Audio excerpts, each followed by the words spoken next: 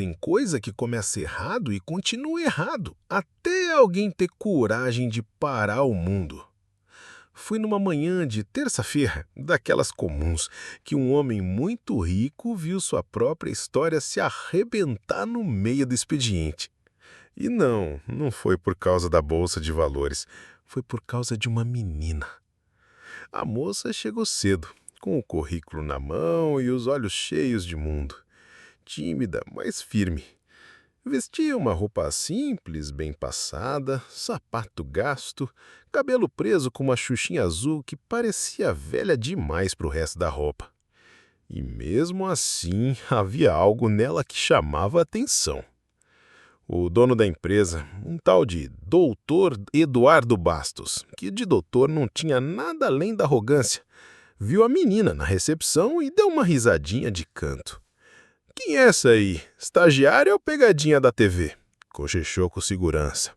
Riram, mas o riso dele parou assim que a garota foi chamada para a entrevista. "Pode subir, senhorita Isadora." Isadora. Um nome bonito, forte. E foi com esse mesmo nome que ela entrou na sala do homem mais poderoso da empresa, como quem entra num tribunal com a verdade na mão. Eduardo olhou de cima a baixo, passou os olhos pelo currículo, fez cara de tédio e disse: "Você estudou em escola pública, né? Bom, vamos ser rápidos. Qual o seu objetivo aqui?" Isadora não respondeu logo, respirou fundo e disse: "Meu objetivo não é só esse emprego, Dr. Eduardo. É olhar no olho do homem que destruiu a vida da minha mãe e ver se ele tem coragem de me reconhecer." O silêncio que veio depois foi maior do que qualquer tempestade. Eduardo riu, mas foi aquela risada forçada, meio nervosa, como quem tenta fingir que entendeu uma piada que dói. "Como é que é?" Ela encarou ele. "O senhor deixou minha mãe sozinha, grávida.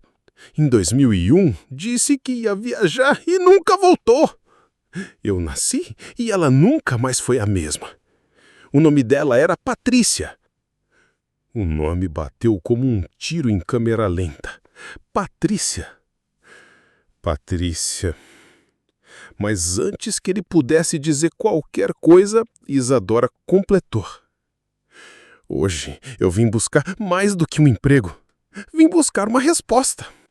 E foi aí que o mundo desse homem começou a desmoronar.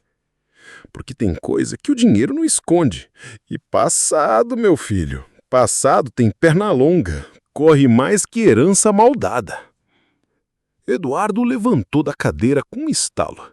A mão tremia, mas ele tentava manter o olhar firme. Tentava aparecer no controle. Tentava ser o homem que o mundo enxergava, um executivo, frio, calculista, acima de qualquer suspeita. "Você está me confundindo com alguém, mocinha. Não tenho nada a ver com essa história." Isadora, do alto da juventude e da dor acumulada por 20 e poucos anos, não recuou nem um passo. "O senhor me contou, doutor. Eu levei tempo para acreditar também.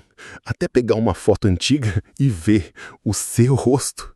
Até ver o seu nome escrito num diário. E adivinha o que ela escreveu? Eduardo Bastos, o homem que prometeu o mundo e deixou só um vazio." Ele caminhava de um lado para o outro, bufando. "Isso é um absurdo. Isso é uma armadilha. Uma tentativa barata de extorsão. Tem gente aí fora que paga para inventar essas histórias, mas comigo não, mocinha, comigo não." Mas os olhos dele tremiam. Tinha algo naquela menina que mexia mais do que devia. Um detalhe no jeito dela falar, um vinco no canto da boca.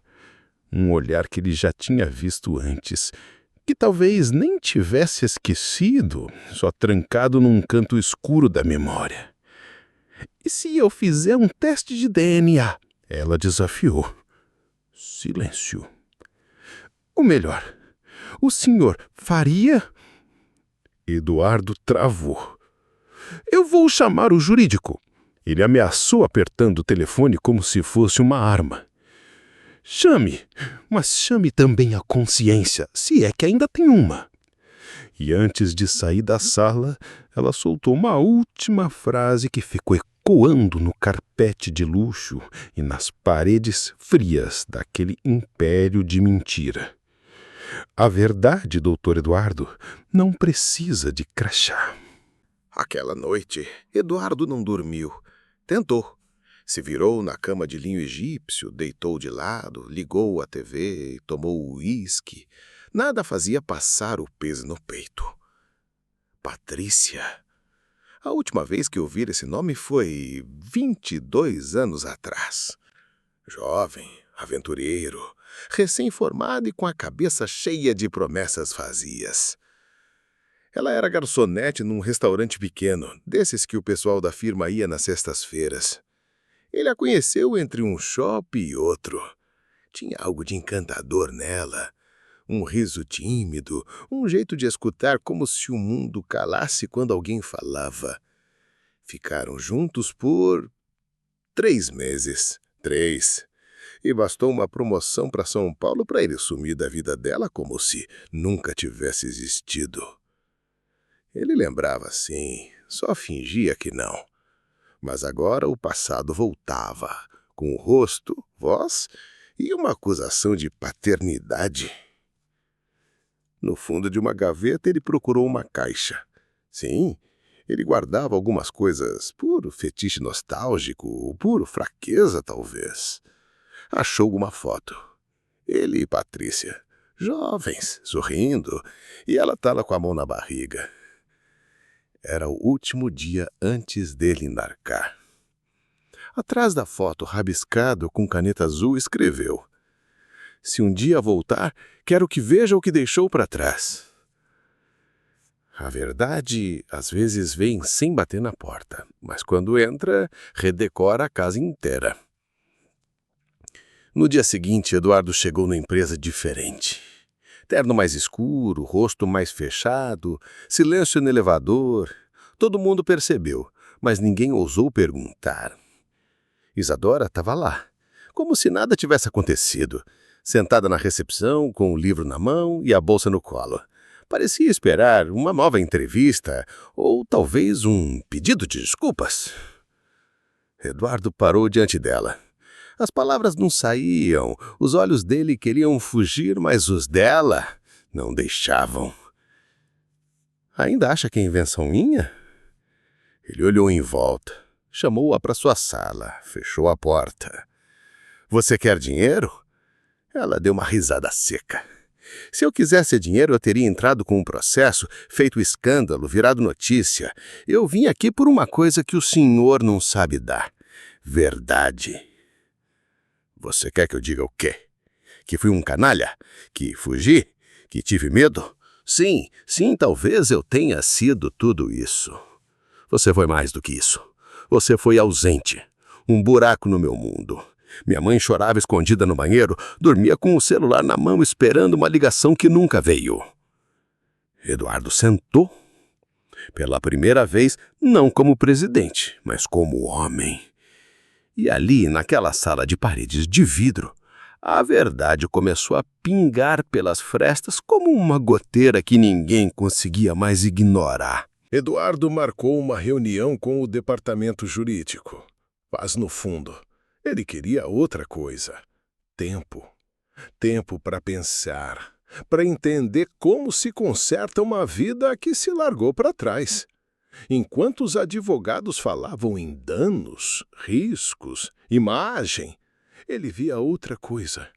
Via o rosto da menina que ele nunca segurou no colo, o aniversário que nunca foi, o bilhete da escola que nunca assinou. "Aconselhamos manter distância e não assumir nada sem exame", disse o advogado. Mas a consciência dele dizia outra coisa. Saiu da reunião, foi até a recepção e chamou Isadora. "Vamos fazer esse teste, mas antes eu quero saber de você. O que você quer de mim?" Ela respirou fundo. "Eu quero que alguém olhe para mim e diga: eu te vi crescer, mesmo de longe. Mas sei que isso o senhor não pode fazer. Então, eu só quero a verdade. O resto, eu corro atrás. Eduardo a olhou como se estivesse vendo pela primeira vez. A verdade pode doer, mas também pode libertar. Naquela hora, ele percebeu. Não era mais sobre o que ela queria, era sobre o que ele devia. E talvez, só talvez, ainda houvesse tempo. O tempo tem um jeito curioso de nos cobrar. Às vezes ele vem com rugas, outras vezes com palavras escritas num papel velho, dobrado 3 vezes, guardado entre roupas que já não servem mais. Eduardo, naquela madrugada, abriu a caixa da memória com medo do que podia encontrar. E achou. Era uma carta, escrito à mão, papel amarelado, com a letra de Patrícia, ainda firme, ainda bonita. Ele nunca tinha lido aquilo. Talvez porque ela nunca teve coragem de enviar, ou talvez porque, lá no fundo, ela sabia que ele não voltaria mesmo. Eduardo, se Guiuma lembrar-se de mim, queria que soubesse que continuo aqui. Continuo com aquele sorriso que você dizia que gostava, mas que agora sorri menos.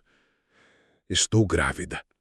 E antes que pense que fiz de propósito, não. Foi sem querer, mas foi com amor. Eu pensei em te procurar, mas achei melhor não. Você tem um mundo pela frente. Eu só tenho esse bebê. Ele ainda não nasceu, mas já escuta meu coração. Espero que um dia escute o seu também. Patrícia. Eduardo segurava aquela folha como se ela fosse viva, como se a letra tremesse, como se as palavras chorassem sozinhas. Ele pensou em tudo que não fez. No parto que não assistiu, no primeiro choro que não ouviu, nos anos que passou acumulando bônus, troféus e cifras, enquanto do outro lado, 2 vidas se reconstruíam sem ele. Era estranho pensar isso aos 60 anos. Um homem feito, rico, respeitado, mas sem raiz, sem herança emocional, porque tudo que ele tinha construído era castelo sem morador. Na manhã seguinte, chegou cedo ao laboratório. Isadora já estava lá, tímida, mas determinada. Fizeram o teste. Um fio de cabelo dele, um cotonete com saliva dela. Nenhuma palavra foi dita, mas os olhos falaram tudo. Eduardo olhou para ela com um cansaço que não era físico, era culpa, era atraso, era a ausência que pesa como chumbo no peito. Antes de ir embora, ele entregou a carta. Acho que é sua, não minha. Isadora leu, ali, em pé, na calçada fria. E quando terminou, os olhos estavam cheios. Mas ela não chorou, não ali. Ela nunca me contou isso. Talvez porque não queria que você me esperasse, mas eu esperei. Silêncio. O carro chegou, Eduardo entrou, mas antes que a porta fechasse, ele disse: se o resultado confirmar, eu quero consertar, mesmo que seja tarde demais. E foi embora, mas ali, naquele instante, ele já sabia. Não era sobre corrigir, era sobre reconhecer. 3 semanas se passaram. Eduardo fingia normalidade. Trabalhos, reuniões, eventos sociais. Mas cada passo que dava era um eco do que não fez. Até que o telefone tocou. Era o laboratório. Confirmado. 99,9%. Isadora era mesmo sua filha. Ele desligou devagar, o mundo parou de girar por uns segundos, e tudo que parecia certo virou poeira. No mesmo dia, foi até a casa onde ela morava. Um bairro simples, mas limpo, Casa pequena, varanda com plantas, uma mesinha de madeira onde uma senhora costurava panos coloridos. Era a mãe de Patrícia, a avó de Isadora. "Posso entrar?" A velha olhou nos olhos dele com um misto de desprezo e surpresa. Devia ter entrado 20 anos atrás, mas abriu o portão. Na sala era cheia de fotos, de Patrícia jovem, de Isadora criança, de momentos que ele não viveu. Num canto, um baú de brinquedos antigos. Foi quando ele ouviu um som. Um brinquedo? Um boneco de pelúcia que, ao apertar, falava: "Papai, cadê você?" Ele congelou. "Ela gravou isso quando tinha 5 anos", disse a avó. "Toda noite ela dormia abraçada com esse boneco. Achava que se falasse papai várias vezes, um dia ele vinha." Eduardo não segurou. Sentou no sofá e chorou. Mas chorou de um jeito que nunca tinha feito. Não era lamento. Era arrependimento em estado bruto. Isadora chegou pouco depois. Encontrou ele ali quebrado. "Você veio. Devia ter vindo antes. Mas veio." Eles se olharam por longos segundos, sem precisar de mais nada. Porque às vezes a dor é tanta que o silêncio vira perdão. Eduardo tirou do bolso uma caixinha. Era um colar. Simples, um pingente em formato de estrela. "Eu comprei isso há 20 anos. No aeroporto. Ia te dar quando voltasse." "E por que não voltou?" "Porque fui covarde." Ela pegou o colar, colocou no pescoço, depois sorriu. Um sorriso dolorido, mas sincero. "Então agora a gente começa do fim." E naquele momento não era sobre recomeço. Era sobre ter coragem de estar. Mesmo que atrasado, mesmo que doído, mesmo que quebrado. A notícia não demorou para vazar. Primeiro foram os sussurros pelos corredores da empresa. Depois, um e-mail anônimo com o título "Filha do patrão ou golpe emocional?" circulou feito praga digital. E logo, o nome de Isadora virou burburinho, julgamento, cochicho de elevador. Alguns diziam que era armação, outros que era chantagem. Mas ninguém ali sabia da carta, do boneco falante, da lágrima engolida por 20 anos. Na segunda-feira, Eduardo entrou no prédio de cabeça erguida. Segurava uma pasta. Dentro, o laudo do exame de DNA. Chamou todos os diretores para a sala de reunião. Isadora estava sentada ao fundo. Calada, mas presente. "Senhores, hoje vamos interromper o cronograma habitual. Tenho algo pessoal a dizer e profissional também." Abriu a pasta, colocou o documento na mesa. "Essa é minha filha. A partir de hoje, ela vai ter o sobrenome Bastos, porque, mesmo que eu tenha demorado demais para olhar para ela, agora ninguém mais vai fingir que ela não existe." Silêncio. Um dos diretores mais velho e ranzinza pigarreou. Doutor Eduardo, com todo respeito, o senhor acha prudente envolver questões pessoais na administração da empresa?" Eduardo se levantou, olhou para ele nos olhos e falou: "Você tem filhos, Silvério?" "Tenho 2. "Então, imagine que um deles estivesse ali, invisível e ignorado por você a vida toda. Imagine olhar nos olhos dele e fingir que não sente nada. Acha isso prudente?" Silvério calou. Outro executivo tentou aliviar. "Mas e a imagem da empresa, doutor? A imprensa, os acionistas?" "A imagem da empresa? Que imagem vocês estão tentando preservar? A de um homem que foge da responsabilidade ou de alguém que tenta, ainda que tarde, fazer o certo?" Isadora respirava fundo. Ali naquela sala cheia de terno caro e cara de paisagem, a verdade estava sentada com o nome, rosto e CPF. Eduardo pegou o microfone interno, apertou o botão. Atenção, colaboradores. Aqui quem fala é Eduardo Bastos. Tem um anúncio a fazer. A jovem Isadora Patrícia da Silva agora se chama Isadora Patrícia Bastos. E se alguém tiver algum problema com isso, que fale comigo diretamente. Desligou. Reunião encerrada. Saiu da sala de cabeça erguida e ela foi atrás. Lá fora no corredor, se olharam. Você não precisava fazer isso. Precisava sim, porque o mundo precisa saber que não se apaga alguém só porque dá trabalho encarar o passado. E naquele instante, pela primeira vez, ela sentiu que existia. A vida é cheia de ironias. E talvez a maior delas seja essa.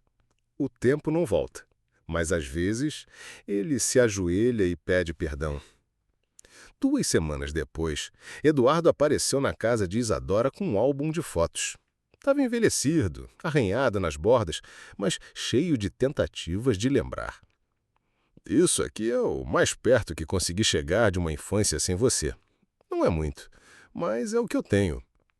Ela folheou com cuidado. Fotos de Eduardo viajando, discursando, recebendo prêmios, sempre sozinho. Parece que o senhor teve uma vida inteira e eu fui só um rodapé esquecido.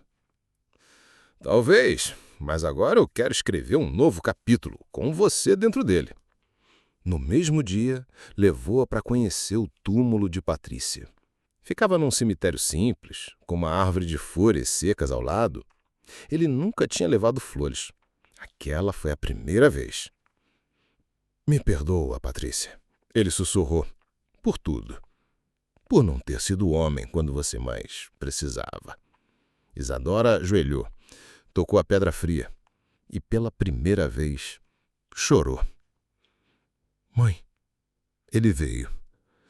O vento soprou forte. As folhas da árvore dançaram no ar como se celebrassem a chegada tardia. Voltaram para casa calados, mas era aquele silêncio leve, o tipo de silêncio que cura. No fim da tarde, sentados na varanda, Eduardo ofereceu um presente. Quero abrir uma fundação em nome da sua mãe, para ajudar a mãe solo, para que nenhuma Patrícia precise passar pelo que ela passou. Isadora sorriu. Vai se chamar Projeto Estrela, porque foi isso que ela foi. E você também é, só que agora eu tô vendo. E naquele instante não era mais só perdão, era legado, era justiça, era amor, com atraso sim, mas amor mesmo assim. Assinar um papel parece coisa simples, caneta na mão, nome no espaço em branco. Mas naquele dia, naquela sala de cartório, Isadora segurava a caneta como quem segurava um raio. Eduardo estava do lado, terno azul marinho, gravata discreta, mas as mãos suavam, como se soubesse que ali cada letra escrita era uma ferida cicatrizando. Pode assinar aqui, senhorita, disse o oficial. Isadora respirou fundo. O ar parecia pesar. O silêncio do lugar só aumentava o som do coração batendo forte. Ela olhou para o pai. Tem certeza disso? Se eu pudesse voltar no tempo, te daria esse nome no dia que você nasceu. Mas já que não posso, pelo menos quero estar aqui hoje. Ela sentiu. E assinou. Isadora Patrícia Bastos.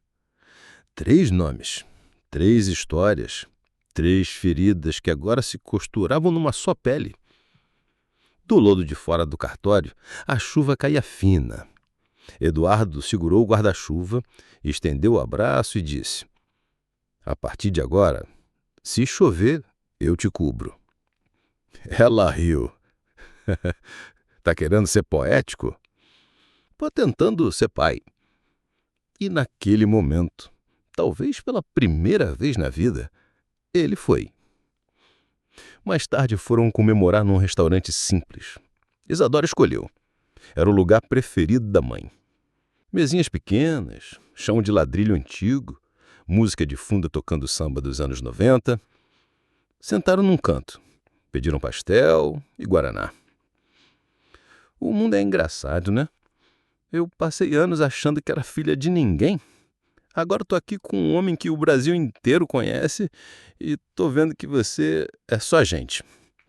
É, dinheiro compra muita coisa, menos tempo perdido. Mas dá para comprar pastel. E se for recheado de afeto, vale ouro. Naquele dia, ela fez uma foto dos dois, postou nas redes com uma legenda que dizia: demorou, mas ele chegou. A imagem viralizou. Milhares de comentários, gente emocionada, gente cética, gente dizendo que era golpe, gente dizendo que era milagre. Mas nada disso importava, porque naquela mesa, entre um pastel e outro, dois mundos se encontraram. E a ausência, que um dia doeu como um faca, agora começava a cicatrizar com sabor de abraço. Alguns dias depois, Isadora apareceu no escritório com uma foto na mão. Achei isso no fundo da gaveta da minha avó. Eduardo pegou. Era uma Polaroid antiga. Patrícia estava sentada num banco de praça, barriga já saliente, segurando um sorvete. Tinha um olhar perdido, mas bonito, como quem espera e sabe que talvez não venha. Ela costumava vir aqui nessa praça todo domingo, explicou Isadora. Dizia que era onde os sonhos dela moravam. E eu? Eu era o ladrão desses sonhos. Não, o senhor foi só o motivo da espera. Mas ela sempre acreditou que um dia você apareceria. Eduardo sentou na cadeira e encarou a foto. Uma lágrima escorreu.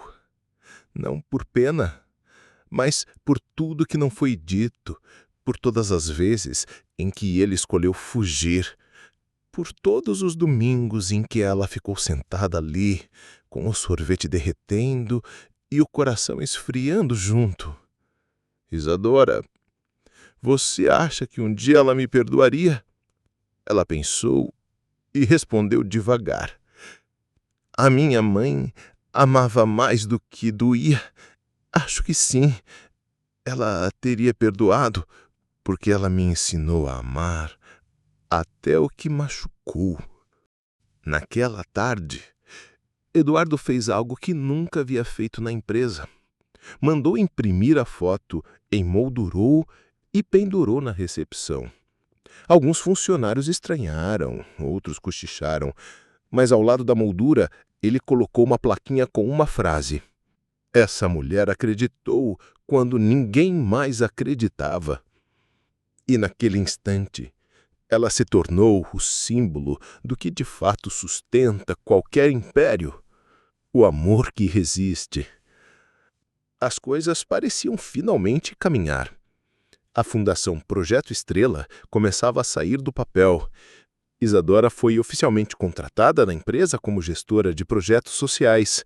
E Eduardo começava a entender que ser pai era mais do que nome no registro. Mas, justo quando a vida parecia se alinhar, o destino resolveu dar um tapa. Naquela manhã de sexta-feira, o telefone tocou cedo. Era a avó de Isadora. Voz trêmula. Ela não acordou. Isadora, ela não acordou. Eduardo voou até a casa da moça. Porta aberta, gente chegando, vizinha com olhos vermelhos. No quarto, Isadora deitada na cama, os olhos fechados, serena, mas fria. Um aneurisma, silencioso, traiçoeiro, fatal. A menina, que ele mal tinha aprendido a chamar de pai, agora estava deitada entre flores, enquanto o mundo dele implodia. Na sala, um envelope com seu nome. Eduardo abriu com dedos trêmulos. Pai, se você estiver lendo isso, é porque o tempo correu mais rápido que a gente. Mas não chore por mim, não. Eu morri em paz, morri sabendo que fui amada. E isso você me deu. Obrigada por ter vindo. Você chegou. tarde, mas chegou com amor. Isadora. Eduardo caiu de joelhos. Aquela foi a primeira vez que a palavra pai tinha peso real para ele. E já era tarde demais. Mas mesmo tarde, era verdade. Os domingos de Eduardo ganharam outro ritmo. Não havia mais reuniões, ou voos executivos, ou cafés com CEOs. Agora, todo domingo ele fazia o mesmo trajeto. Acordava cedo, passava na floricultura e caminhava até a praça onde Patrícia costumava esperar. Chegava no mesmo horário, sentava no mesmo banco e ficava ali, não apenas por saudade, mas por respeito. Do lado do banco, agora havia uma pequena estátua de bronze, uma jovem mulher sorrindo, de vestido simples e cabelo preso. No peito, um pingente em forma de estrela. Isadora. A prefeitura autorizou a homenagem após o projeto Estrela salvar dezenas de jovens em apenas alguns meses. E ninguém questionou. Era como se a cidade inteira quisesse aquela reparação. O banco ao lado trazia a inscrição que Eduardo mandou gravar com as próprias mãos. Para quem chegou atrasado, mas teve coragem de não ir embora. Um dia, uma criança se aproximou, menino de uns 8 anos, curioso, esperto. Moço, quem é essa moça da estátua? Eduardo sorriu, abaixou-se para ficar na altura do menino e respondeu: Ela é minha filha e foi minha professora também. Professora de quê? De Viva. O garoto ficou pensativo. Ela era boazinha. Ela era luz. O menino assentiu e correu de volta para brincar, mas antes virou-se e disse: Minha mãe diz que luz nunca morre, só muda de lugar. Eduardo engoliu seco. Naquela tarde, ficou até o sol se pôr. E quando o céu tingiu de laranja e lilás, ele tirou do bolso um caderninho e escreveu ali na última página: Filha, você não viveu muito, mas viveu o suficiente para me mudar para sempre. Eu te carrego em cada decisão, em cada gesto, em cada silêncio que hoje tensão. Obrigado por ter existido e por ter me feito existir. Fechou o caderno, respirou fundo e voltou para casa caminhando devagar. Pela primeira vez em 62 anos, Eduardo Bastos não sentia culpa.